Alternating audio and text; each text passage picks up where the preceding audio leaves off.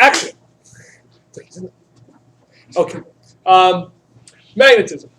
You're actually going to get a lot of stuff on magnetism when you take physics, the AP, one of the AP classes in physics. I'm going to give you some very, very basic stuff on magnetism because it has to do with electrons. It has to do with the electron structure of an atom, believe it or not. The amount I'm going to give you here is very, very small, but I never used to do any of this. I actually just added this because I realized this is a topic.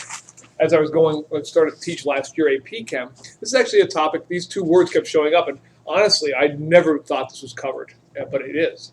Paramagnetism and diamagnetism are covered on the AP exam. So I got to tell you what makes an atom magnetic, or can be made magnetic anyway, or whether it will be attracted to a magnetic field. Okay, what is magnetism first of all?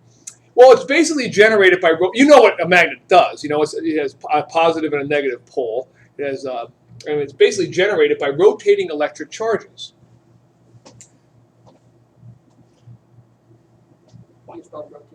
Sorry. Rotate. Yeah, I forgot my little T in there. Rotating electric charges. See, now I got it. Now we have to do this one over again. Now we're going to use this one, even though I missed the T in rotating. All right. Now, you know that electrons, when they go around a nucleus, I've been talking about the spin quantum number, they're spinning while they go around a nucleus. Clockwise or counterclockwise we use to distinguish them. Now, if I've got in the same orbital position, I have, stuff from last time. I have one guy spinning one way, one guy spinning the other way, they're going to cancel each other out, okay? But if I have only guys spinning one way, he can be attracted to a magnet, to a positive or a negative charge, okay? It depends on the spin quantum number. By the way, there is a practical use to this. I think I mentioned this yesterday about MRIs, right? How an MRI actually takes advantage of the fact that electrons have a spin. Specifically, it uses hydrogen electrons that are in water. Hydrogen electrons that are in water. And it's able to determine, based on, it puts you into this big magnetic field when you're in an MRI.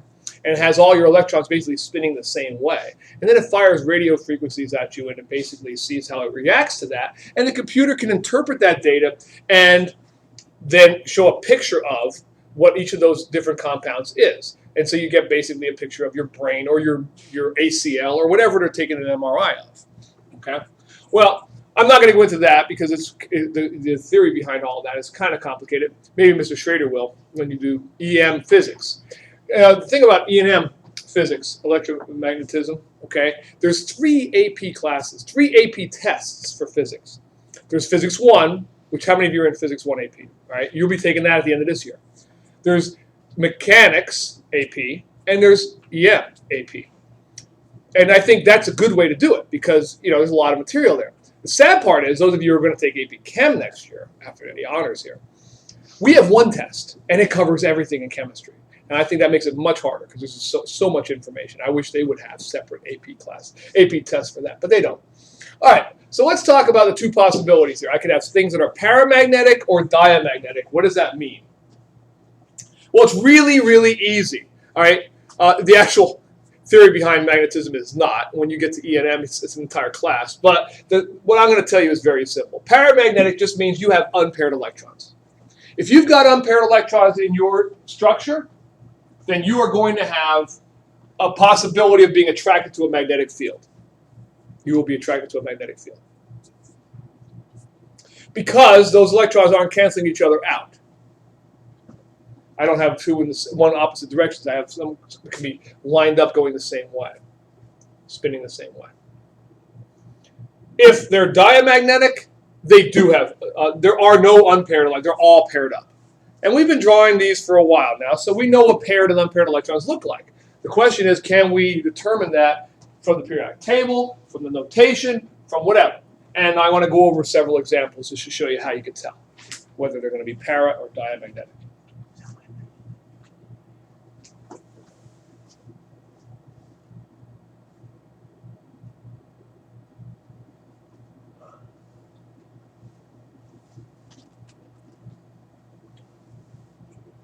Diamagnetic guys who don't have unpaired electrons, they're actually even slightly repelled by the magnetic field.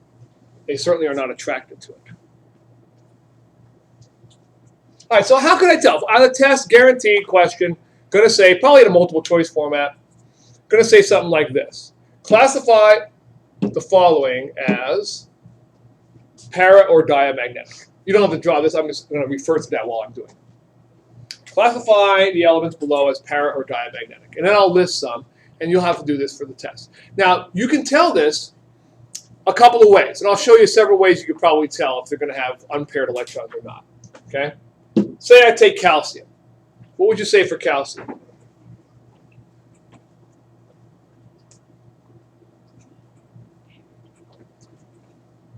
Well, let's find calcium up here, okay, on our periodic table.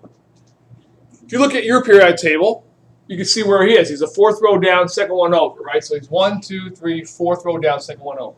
What do you think? If I were to draw this guy out, can we draw the electron? Let's use this as a chance to refresh our skills on the shorthand notation again, right? Calcium has a grand total of 20 electrons. Okay, so I've got to fit 20 electrons in there somehow. How am I going to do that? Well, I'm going to do the shorthand notation. What's the noble gas that came before him? If you look over there, he's what? Argon. So I write down AR and put brackets around him. And he takes care of my first 18 electrons. I only have to put 2 more in. That's nice. Where are those 2 going to go? Well, obviously the 4s, right? 4s, 2 electrons. This is what you were just doing in your homework a minute ago. And that's what he looks like. Do you see any unpaired electrons in there? No. So this guy is going to be what? Diamagnetic. Which means that he would not be attracted to a magnetic field. He would not be attracted to a magnetic field. He's diamagnetic. Because he doesn't have any unpaired electrons. And you can tell that if I wrote out the entire shorthand notation. Okay? I could do it even shorter, probably. For example, I could tell real quick with this next one, with nitrogen, although it is tricky, you got to be careful. What if I were to just draw let's draw a little practice here. Let's draw the electron dot notation for nitrogen. See where nitrogen is in your periodic table? He's in group 5, isn't he? If he's in group 5, wouldn't he just be this? Right? Everybody agree? That's nitrogen. What do you think? This is where the P's are filling anyway. Are you going to have unpaired electrons in this guy? Can you tell from this? Yeah. Yeah, you are, right? Okay, so that makes him paramagnetic. Now, you can't always tell. You cannot always tell if they're going to be di or paramagnetic if they're going to have unpaired electrons by doing electron dot notation, as I'll show you in a little bit. All right. For example, it can be confusing if I have one of the guys in the D or the F sublevel. I got to be careful because a lot of times their electron dot notations, they all kind of look like that, don't they? Right? So I kind of have to think about them more. But I don't have to always write them out. Let's take a look at cadmium without writing anything out this time. Take a look. I write down cadmium. And let's find him on the periodic table again. Okay, God bless you. Find cadmium on the periodic table. See him there? Everybody find him? Number 48? Find him? He is basically right here. Here's where cadmium is, correct? Without drawing him out. I'm going to draw the last one out, but this one I'm not going to.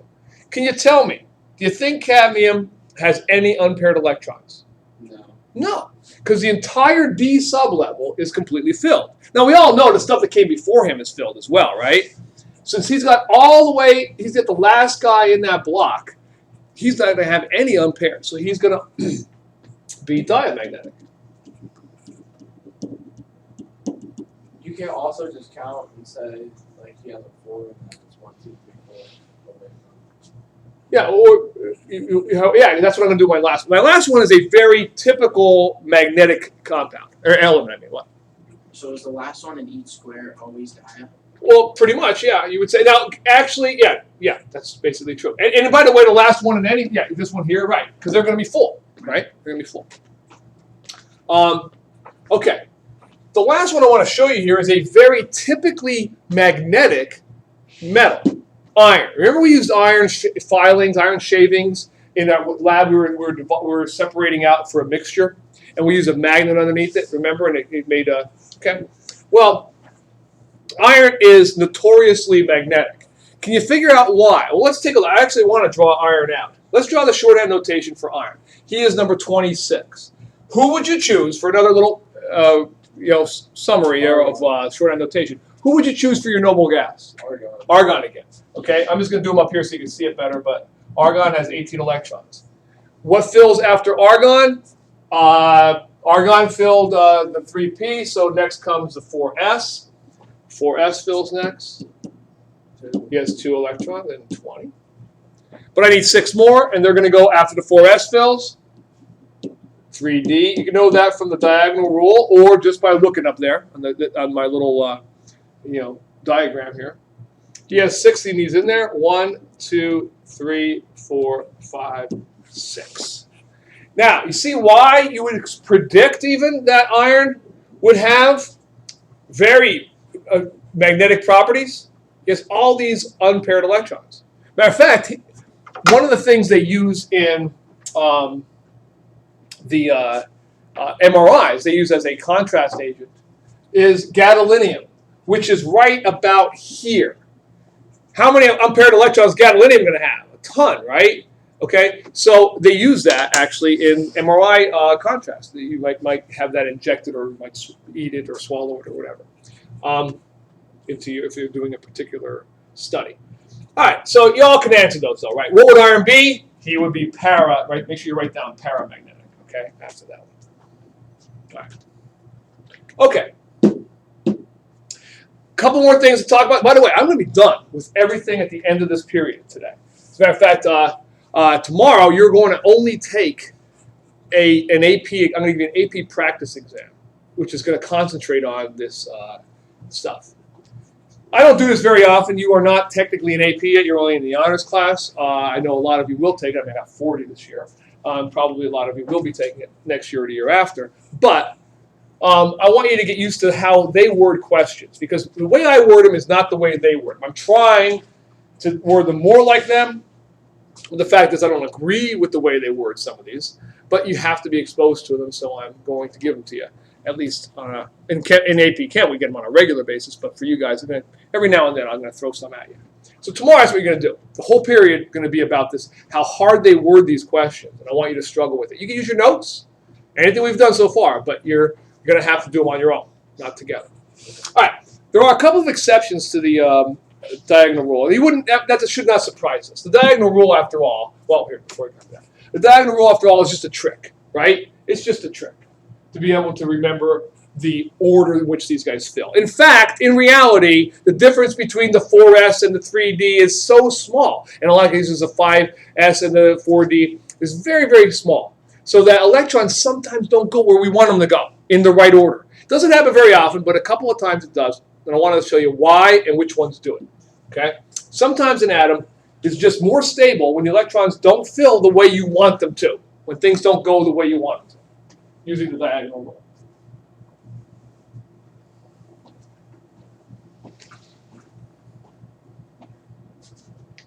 By the way, I forgot to say, this one goes out to Bryn. Bryn is home now watching this. We're going to dedicate, this one goes out to Bryn. If she actually watches it, she'll hear that. She won't. She's not watching this.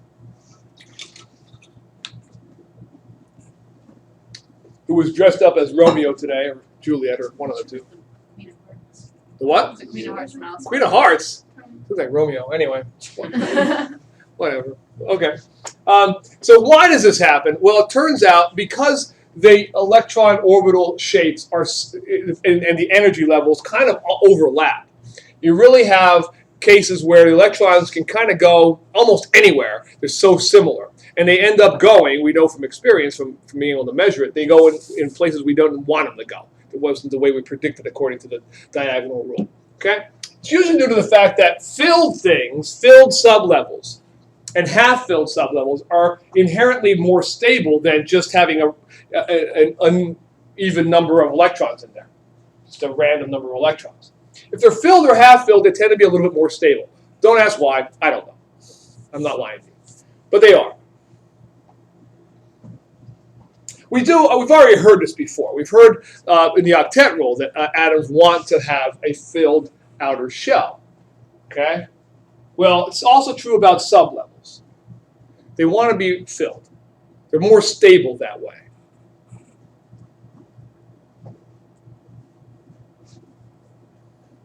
So I'm going to show you two examples of this for elements, and try to explain why they happen.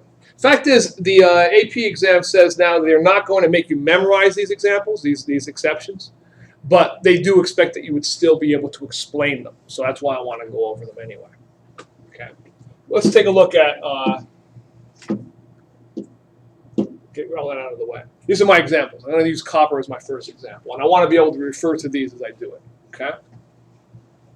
So just write down example copper, and then I'm going to write down what you would expect to see for his notation. Okay, I have to have all this up here so you can see it on the screen here. I don't know how well you can see it. I don't know how well Bryn can see this because this is pretty small, but I just want to show you kind of where these things are located. Look where copper is. Okay, if we look at copper, he's right here. Okay, he's one electron from having a completely filled D sublevel. Watch when I write him out. Here's what he looked like. And at this point, I'm not still teaching this to you, so let's just do it pretty quickly. The shorthand notation for copper would be AR, and then 4S2, right? And then 3D. What would you predict? You would predict it would look like this. This is the expected. 3D9, right? I think everybody would have written that down. That's what you would have had. And it's not right. It's not actually what happened with copper. That's why I have expected written down there. The observed, the actual thing that happens, is this. Let me show you. And by the way, what I'm saying here, you could think of it this way, but in reality, this isn't what happens. All right? But in reality, this electron, instead of pairing up in S, is actually more stable to have a completely filled. Don't do this. So I'm going to rewrite it as the observed. It's actually better to have the D completely filled and have the S half filled than it is to have the S completely filled and the D just one away from being filled. All right? It just is. These kind of things happen. So the actual observed, what you see is the same basic thing. All right, AR 18. But the 4S, instead of having 2 electrons in it, only has 1. And then these guys are actually filled. That makes sense.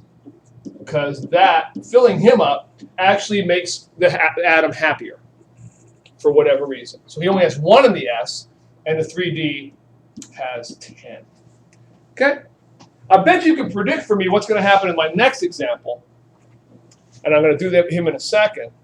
But do y'all get that? That makes sense? Because not that I'm going to ask you to memorize it, but I want you to understand why that happened. And hopefully understand why a very similar thing will happen. Y'all have a copy? Very similar thing will happen when I talk about my other example, which is chromium. Look where chromium is. I bet you could probably figure out what's going to happen with chromium. Chromium's right there. 44. Yeah, if he has 1 more, he'd be half filled. Half filled is inherently a little bit more stable. So he's going to but actually he fills up first, 1 of the electrons from the S. So I would expect chromium to look like this. I'd expect chromium, I'm going to draw them up a little higher even though, this is where the expected would be. And then the observed. All right, it's too low to really see on the camera and for you guys anyway. So chromium's expected would be AR 4S2 3D4, but that leaves 1 unfilled. Oops, sorry, too many in. That leaves 1 unfilled orbital position, magnetic quantum number, and that's a problem. So that's what we would predict. That's what we would have written down. But in reality, it looks like this. The observed would be this. Again, figure 1 of them is not in the S where it should be. It doesn't technically take him from there, but you know what I'm saying. And makes these guys all half filled for the 3D5. There's one other thing I'm going to hint at right now that's going to become important for the next chapter when we start talking about compounds. The fact that I've got electrons in the S and D in these guys in the middle here that are very similar in energy means that these guys in the middle here often have multiple different ways that they can form compounds. They can lose and gain, well, not really gain, but they can lose different numbers of electrons.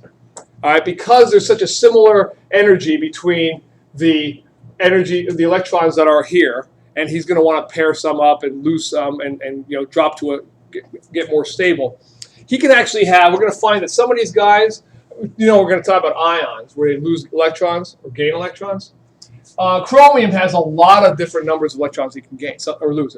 Sometimes they'll lose 2, sometimes 3, sometimes 4, sometimes 7. I mean, it's crazy what these guys can do because the number of electrons they have in the D and their energies are so similar, they tend to be able to lose different numbers depending on who they're around. If they're around a guy who wants 2 or 3 or 4 or whatever. Okay, good enough. So you should be able to tell me why these things happen, maybe be able to predict it, but I'm not going to make you memorize necessarily which guys do this. You would predict probably that molybdenum, maybe, and silver would do a similar thing too, right? Now I'm going to stop the camera now because the next thing I already have taped from the previous class. So I'm going to not use this one. So bye, Brim.